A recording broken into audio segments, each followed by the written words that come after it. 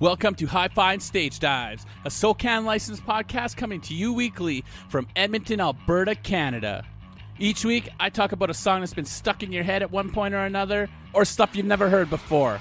Welcome to this musical journey.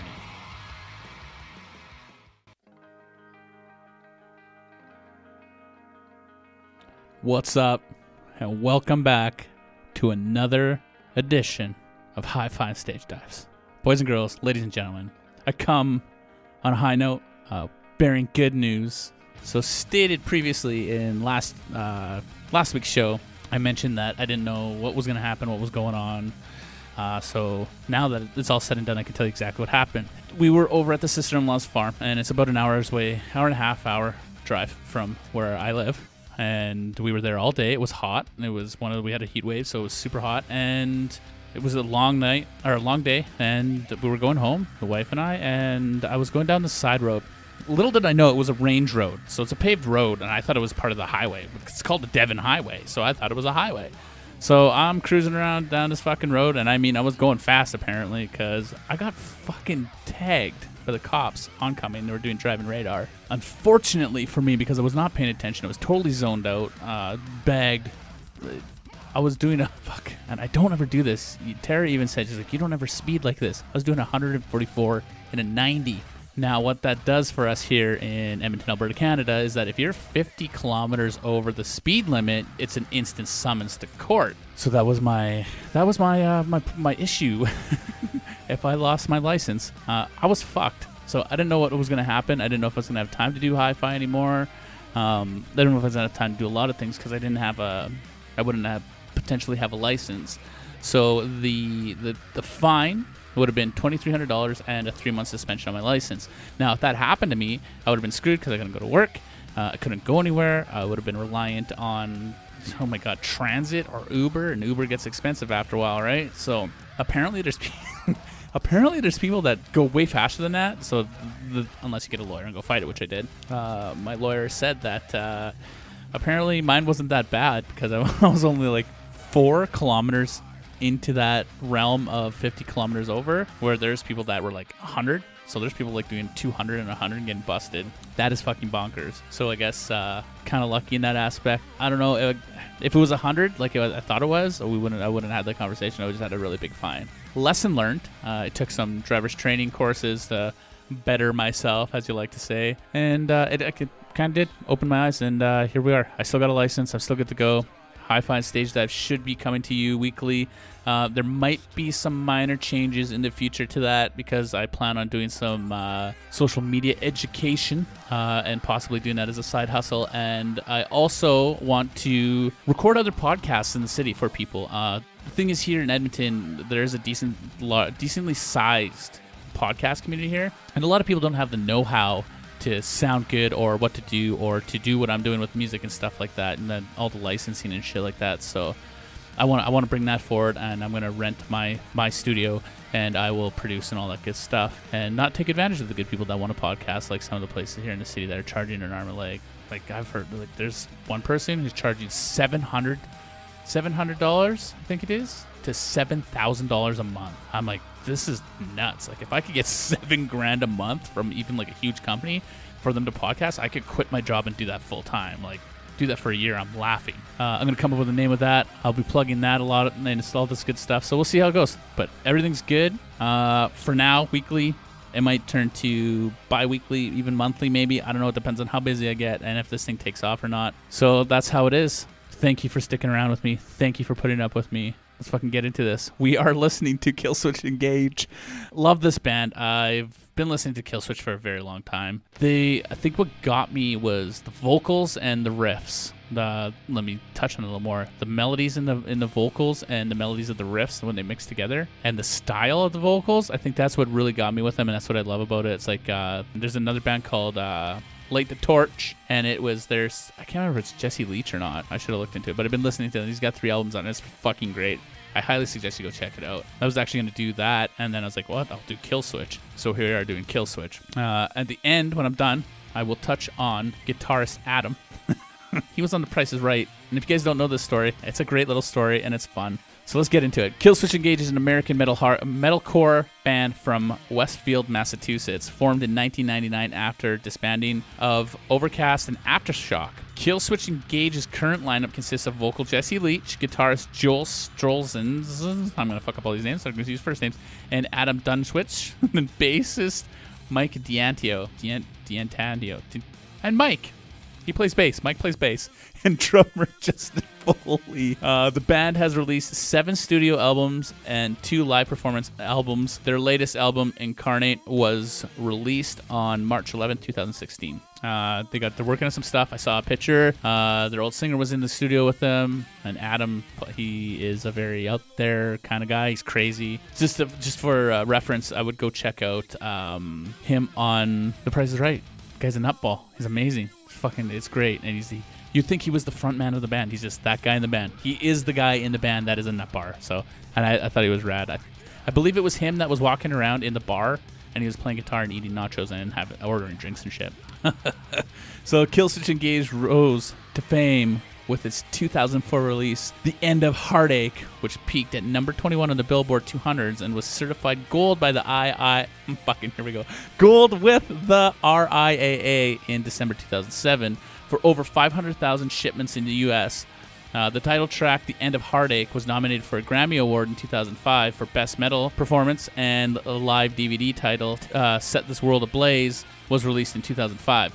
Killswitch Engage has performed at festivals such as Soundwave Festival, Wacken Open Air, Reading and Leeds Festival, Ozfest, Download Festival, Rock on the Range, Rock AM Ring, Mayhem Festival, Monsters of Rock, Point Fest, Knotfest, Heavy MTL, baby. The band sold over 4 million records in the U.S. and has been considered notable within the new wave of American metal, and has also been considered one of the earliest leading forces of the metalcore genre. Great fucking band. I really love these guys. I think sometimes they get a bad rap for just because it's metalcore. I fucking hate it when people pigeonhole bands.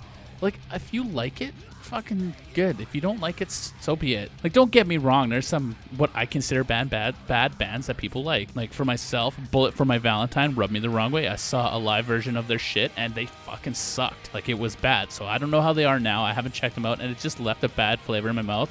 And I wasn't maybe I should go back and listen to them. Maybe I might like them again. Who knows? I might change my mind. As it stands right now at 11:03 p.m. on a Saturday night, I don't like Bullet for my Valentine. So after my whole court thing there, and I won my case, I was so happy. I was at work because I was like, what the hell? I got the phone call, and my lawyer called me at 9 o'clock in the morning. She's like, yo, I'm about to go into court, blah, blah, blah. Had her little speech. Cool. She said she'd call me back. She called me back around 12:30, 1 o'clock. So I sat there all fucking morning festering on this shit. When she told me, the wave of release was amazing. I tortured myself that day, folks. I'll tell you really quick. I was fasting. I had to fast for 8 hours because I had to get some blood work done because I had gone to the doctor because my neck and my back were getting all fucky, and my scoliosis is getting a little bit worse than it was, so my neck and back really hurt. So I'm fasting, doing this all day.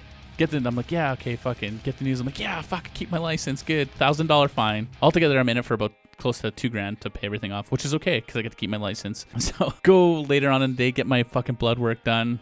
Good to go. Get in my truck and eat a bag of chips and some almonds. I'm like, okay. And I get home, I got this massive headache, and I started passing out on the couch. Wife thought I was just sleeping, but I'm legitimately passing out. Went over to my younger sister's place for dinner, which my mom had been cooking some dinner. And my mom makes great food. I couldn't even eat because I felt like I was going to puke. And then on my way home, same thing in the wife's truck. She had to drive. I'm passing out. As soon as I get home, I buck everywhere. It was bad. But I felt good after. I felt like it was a reset. So I'm in a very positive place. And I want to try and stay there. I feel like it reset my brain maybe a little bit. It was the struggle that made me... It's the struggle that makes you stronger, you know what I mean? So that's... I just wanted to share that with you guys because I like sharing my stupid shit with you guys. So that's just how that goes. Speaking on that... like I said, if you need help, please ask for it. And if you see somebody that needs help, say something. We all need to stay together and listen to some motherfucking music, you know what I'm saying? Otherwise, you won't be able to hear my podcast. If you listen to my podcast right now and then you're not here, you won't be able to listen to it. There's a lot of people going in the last little bit, too. John Davis' wife just died. Aretha Franklin, rest in peace. Fucking that woman's voice was amazing, by the way. So let's get back to Killswitch Engage. Like I said, they formed after the disbandment of the bands Overcast and Aftershock. So these two bands came together after Overcast broke up in 98. Bassist Mike jammed with Aftershock guitarist Adam, the guy who was on The Price is Right. Now playing drums, recruited guitarist Joel from Aftershock. Why am I saying Shark? And vocalist Jesse Leach of the band Nothing Stays Gold, who were assigned to a record label at the time by Adam's brother Tobias, who was also the vocalist in Aftershock, to form a new band, Killswitch Engage. Holy crap, that was a tongue twister. I've read that before too, and I'm just like, what the fork? The band's name is derived from an episode of the television series The X-Files. Love that show. Entitled Killswitch, written by William Gibson, who gave the episode this title after meeting the industrial band Killswitch Click. In 99, Killswitch Engage recorded a demo containing 4 tracks, including Soil Born, the first song written by the band. The demo was the first release at the band's first show, opening for the melodic death metal band In Flames in November 1999. I just realized this now, a lot of my hi-fi when I come to do with In Flames. I like that band too. Should give them a good listen. They released their self-titled debut album the following year, although initially the album was not a financial success and did not land on any charts. It attracted the interest of Carl Severson, who worked at Roadrunner Records at the time. Severson handed Killswitch Engage to several representatives. Mike Gitter, a talent agent for the company, contacted Adam and attended several of the band's shows and offered the band a recording contract with Roadrunner, realizing that Roadrunner had to resource to promote and distribute Killswitch Engage's releases. The band accepted his offer, declined several offers from smaller labels. I mean, at the time too, like, Roadrunner's hitting it big. That's exactly what happened there. Roadrunner's like a big company, and Roadrunner had huge bands with that label, and everybody knows who Roadrunner Records is. I think they were good until they got bought out or some shit. Something weird happened there. For a brief time in 2000-2001, ex-Overcast guitarist Peter Cortez joined Killswitch Engage, but left when he became a father. That's fair. Killswitch began writing new material for their second album in November 2001, mixed in January at Backstage Studios by producer Andy Sneap. The album was titled Alive or Just Breathing, after lyrics in the song Just Barely Breathing. A music video for the single My Last Serenade increased the band's exposure, and the album peaked at number 37 on the top Heartseekers charts. Following our live Just Breathing's release, the album having been written and recorded for 2 guitarists, the band decided to expand and become a 5-song. Adam moved to guitar, and former Aftershock drummer Tom Gomes filled the vacant drummer position. Great, by the way. They did this great choice. After Leach was married on April 20th, 2002, and they began touring again, he fell into a depression, and Leach left the band as few days before the band was meant to play a show. It sent the band members on an email telling him that he had quit, and Adam said in an interview that after 3 years of hanging out with a dude and considering him a brother, to just get an email was a little bit harsh.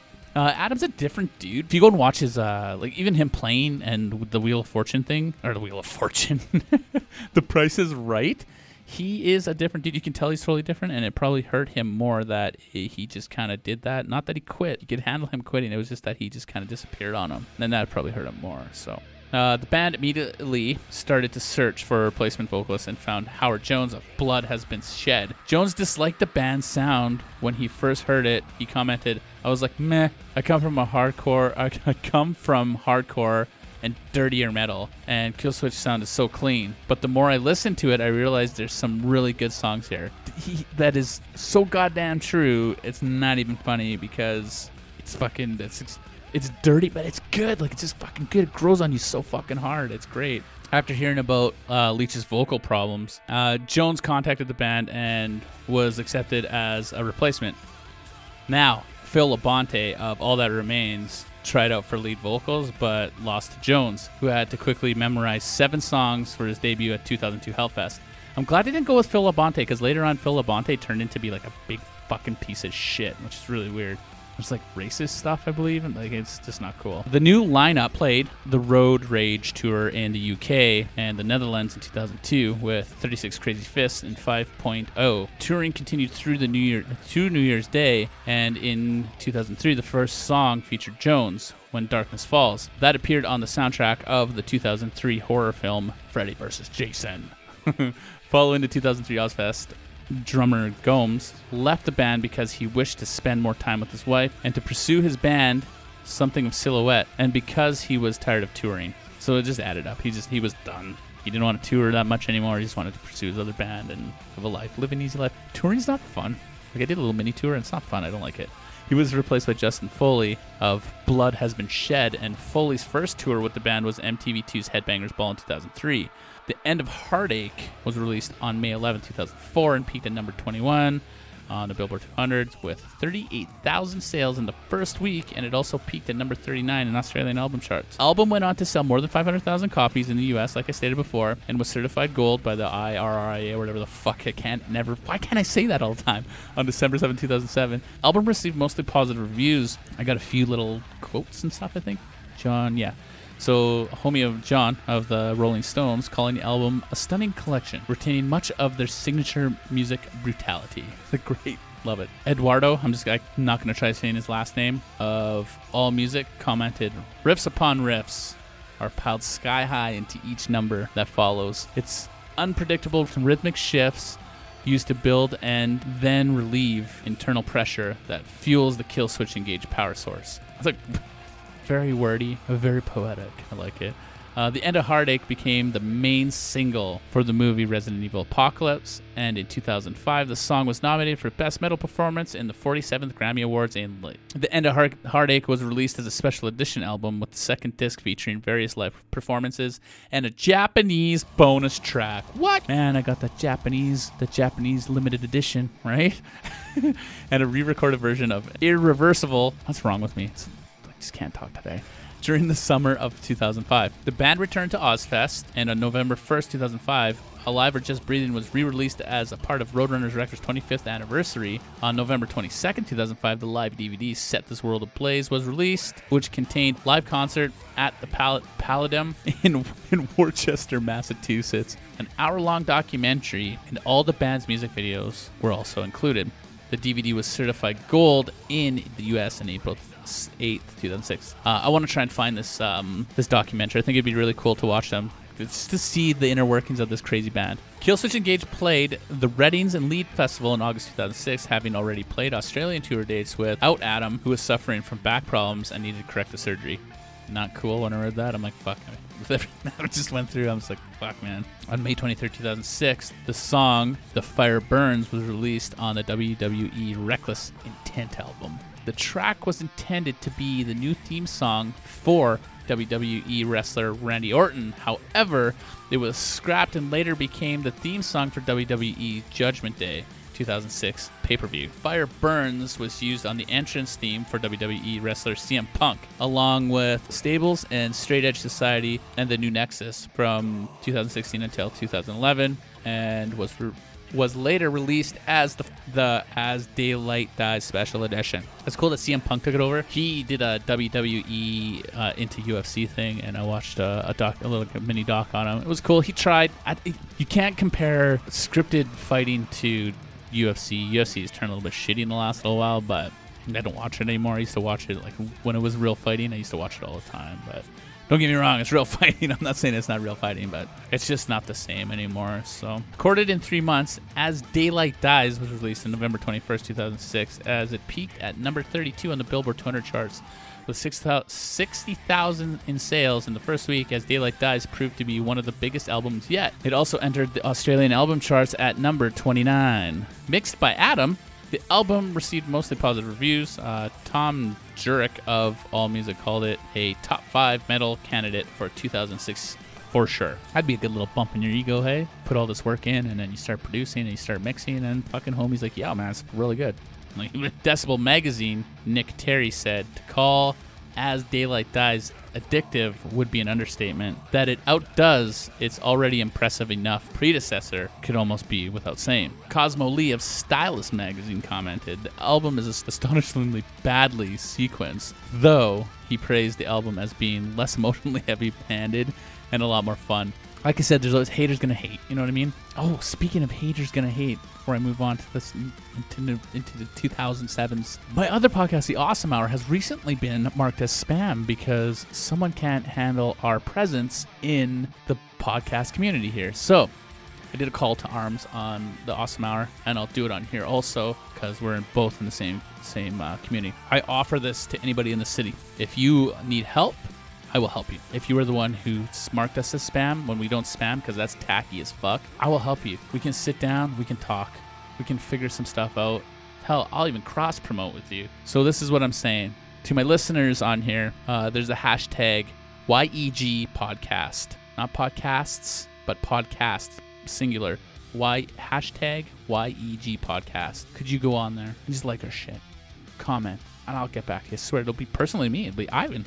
You can see in the reply it says Ivan. It would be great. It would be much appreciated. It would mean the world to me, and it would prove all the haters wrong because we hustle, we grind, and I do it all the time. And I'm the one who does all the social media for both this, for Hi-Fi and Stage Dives, and for the Awesome Hour. I do all that stuff, so I see it, and it's not that I take it. Well, I do take it personal when someone tries to badmouth me when it's not true, obviously, because it's not. But you know, I find it so petty. I'm like, I just don't get it. So if you could, it'd be great. And that's the end of that rant. Where was I? Aha, that's right. So as of November 27, 2007, As Daylight Dies has sold more than 500,000 units in the U.S. The album's first single, My Curse, which was the first song we heard, peaked at number 21 on the hot mainstream rock track charts. Jesus, that was a mouthful. And is featured in the video games Sleeping Dogs, Guitar Hero 3, Legends of Rock, Burnout Dominator, and Burnout Paradise. Now I remember that. Oh, as soon as I said that, and is available for downloadable content on Rock Band series. Good old Rock Band. Had fun with it. A lot of Rock Band. Hey, guys, girls, ladies and gentlemen, Rock Band. Garage Band. Or not Garage. Rock Band. What's the other one? There's another one. Anyways, Guitar Hero. That's what I was thinking of. The Arm of Sorrow peaked at number 31 on the same charts. The band's cover of Dio's Holy Diver. Go listen to this goddamn cover. It's great. Originally recorded for the Krang compilation album titled High Voltage, peaked at number 12 on the mainstream rock charts because it's fucking good. They did that fucking song justice. Early in 2007, the band had canceled 3 of its European tour dates with The Haunted due to Adam's back problems. He required emergency back surgery and was replaced on tour by Soilworks guitarist Peter Witchers. Good choice, boys, because you know what? Soilwork can fucking play. Check out Soilwork. Did a whole Hi-Fi and Stage Dives in Soilwork too. Due to those same back problems in 2007, he was replaced by Damage Plan and the Mercy Clinic frontman Patrick Latchman. Adam recovered and was able to finish the No Fear tour, and the band began filming its video for As Daylight Dies' second single, The Arm of Sorrow. In August 6, 2007, Adam was forced to leave the Warped Tour so he could fully recover from his back surgery and continue daily physical therapy. He was replaced again by Killswitch guitar player's technician, Josh Malkin, who for select songs until he returned in August 14th, 2007. 2 things on that. The guy's crazy. Adam's crazy, so I can see why he tried to go, and he probably just couldn't and didn't heal, so he went and healed. Guitar techs. What I like about guitar techs is if you're a good guitar tech and you know all the band's songs, you know how to play them, you'll be able to fill in. That's exactly what happened when James Hetfield got lit on fire in the 90s and fucking the guitar tech came out and played guitar. Like, that's fucking awesome. Know your shit, you know what I mean? That's the same thing when fucking Homie got pulled up to play with Rage Against, or Prophets of Rage, and he played all fucking Tom Morello's guitar solo stuff, and you always got to be ready. From March to May, Killswitch Engage was part of Disturbed's Music as a Weapon 4 festival, along with Lacuna Coil, Chimera, Suicide Slice, Bury Your Dead, and more. On April 14th, the band announced the name of their new album, the second time that they have done a self-titled album. Self-titled albums, we're just going to call them part 1, 2, 3, 4, 5, 6, 7. That's it. Simple. The album was released on June 30th, 2009, debuting at number 7 on the Billboard 200, marking the band's highest charting position for an album. In July and August, Killswitch Engage took part in the Mayhem Festival with headliners Marilyn Manson, Slayer, Bullet for My Valentine, and others. In February 2010, Killswitch announced that the vocalist Howard Jones would not be performing with Killswitch Engage during the winter tour with Devil Wears Prada and Dark Tranquillity. During the time, All That Remains vocalist Phil Labonte was substituting for Jones until he could return. I wonder how that went. Because it came out that Phil Labonte is a piece of shit. At least one source speculated that Jones' hiatus was due to back pain. Get back pain. It's true though, man. Like when you're on stage, it doesn't matter if you're just fronting or if you're playing an instrument, you're doing something crazy. You can fuck that shit up quick. On March 18, 2010, original vocalist Jesse Leach returned to the band for a series of songs. Then on, Leach and Labonte performed as substitute vocals for the remainder of the tour. In 2010, the band contributed the track My Obsession to God of War, Blood and Metal soundtrack. There's a few bands now that I've talked about that have been on this shit. The band was later added as a late replacement to 2010's Download Festival in June after original sub-headliner Wolfmother could not attend as scheduled. I believe I said this before, but I think the singer of Wolfmother is now a bartender in Montreal. I could be wrong. I should ask my homie Chris about that because he partied with him, had a couple drinks with him. Afterwards, Killswitch Engage took a break from the road and its members pursued other interests. Adam formed the band Time of Grace with Leach and released the debut album The Hymns of a Broken Man. I have to check this out. I was not aware of this, and I'm going to go check it out. On January 18th, 2011. I think it's probably really good. I like Leach's vocals, and I like the way Adam writes shit. So, along with Adam and Leach, Times of Grace added Joel to their tour lineup. Justin Foley provided the drum tracking for the band Unearth on their album Darkness in the Light, released on July 5th, 2011. Foley also traveled with the band for their 2011 summer tour. D'Antonio started the hardcore band Death Ray Visions, great fucking name, with Shadowfall's vocalist Brian Fair, the former Killswitch Engage guitarist Peter Cortez. Death Ray Vision, I gotta remember that. That is a great fucking name. I might have to use that for some shit. Death Ray Vision. In an interview with FTC, Gunshy Assassin, Mike D'Antio, I just said his name. Mike had stated the band was currently in the works for the 6th studio album, and D'Antonio, stated currently everyone is individually writing demos for the next Killswitch Engage record. There is no release date yet, but I would assume that it'll be out early 2012. Adam followed up with a statement on Killswitch Engage's Facebook saying, "Yo, it's Adam D. We're about to be writing a new record. Thanks to all our fans for waiting so friggin' patiently. Now let's turn the riff faucet and rage." On December 1st, 2011, Mike D'Antonio posted on online Killswitch Engage should be entering the studios around February, March 2012, and their 6th album is expected around in the summer. He also stated the band had 8 demos finished for the new record. That's like a great little teaser, you know what I mean?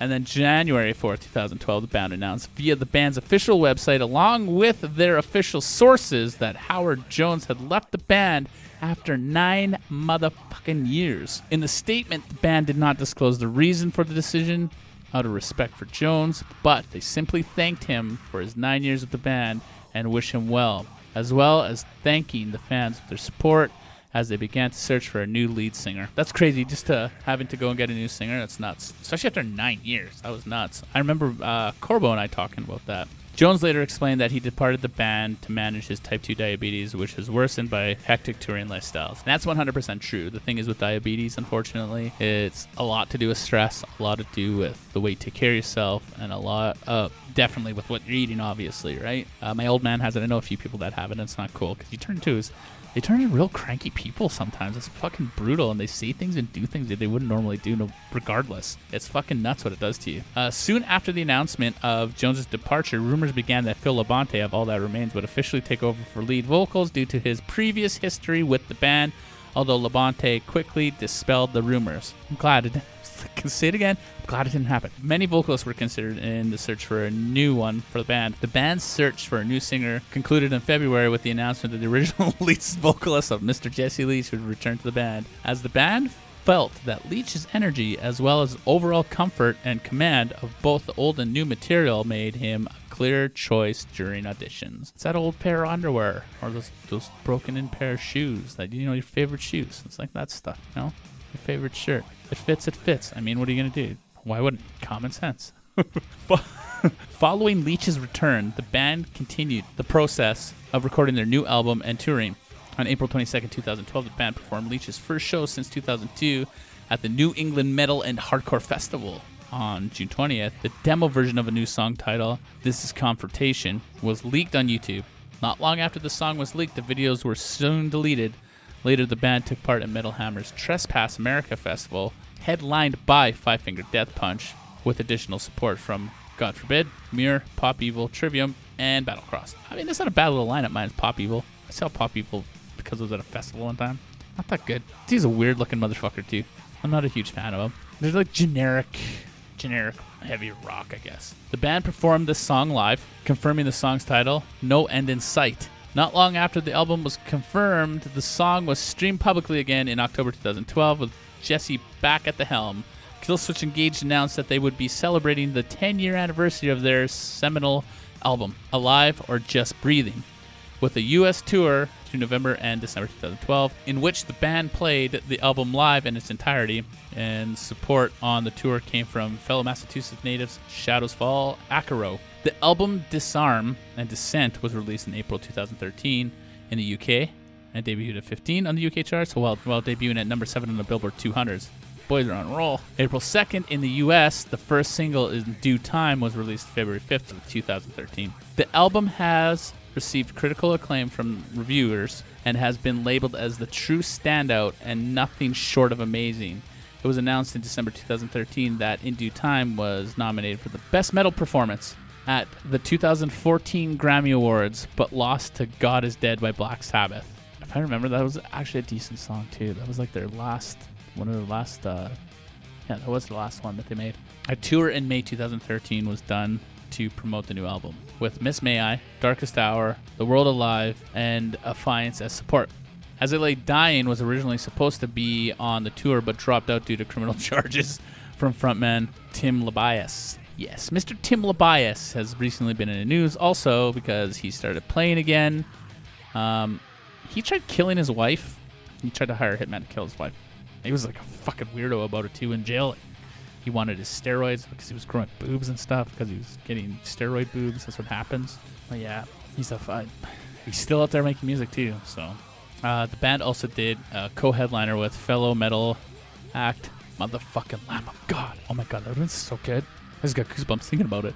In October 2013 with Testament and Huntress as support for both bands.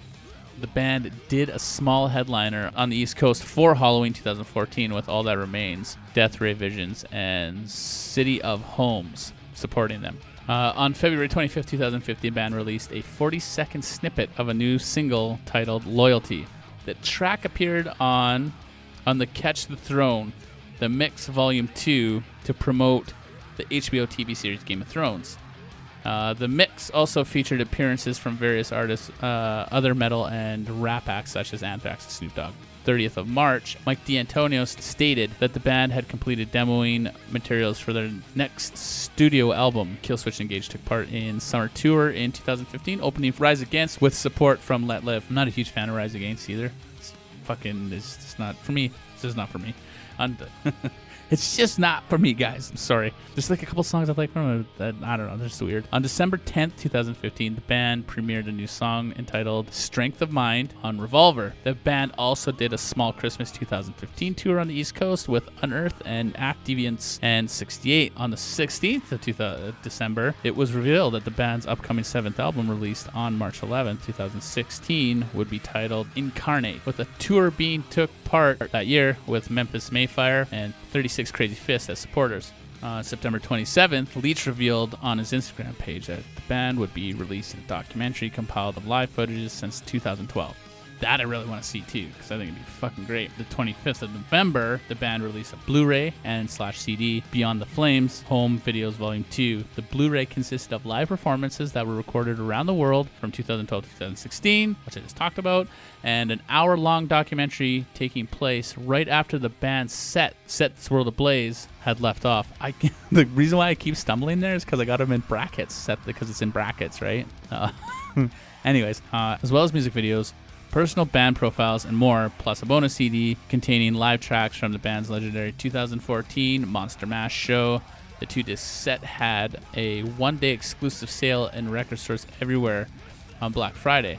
The set is now available online for purchase and digital download, and from the Killswitch Engage store, obviously, and every other place that you can probably get digital downloads for shit. The 30th of August, the band announced on their Instagram that they would be in the process of demoing material for their upcoming 8th studio album, expected to be released sometime in 2018. April 2018 was revealed that the former singer Howard Jones will appear on the new album, performing a duet with Jesse Leach during a song that has yet to be named, and that was the selfie that Adam took of them in the studio. It was really fucking cool.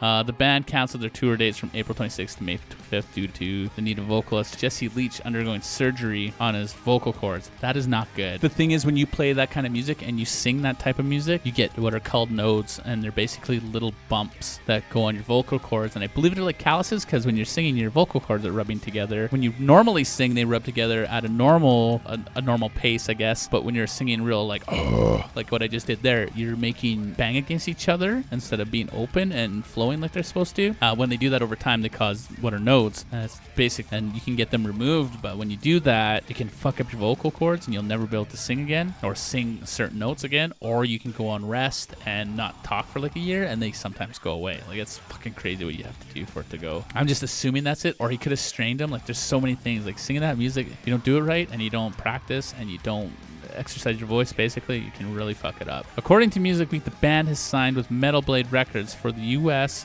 Music for Nations for the UK, an international contract with Columbia/Sony.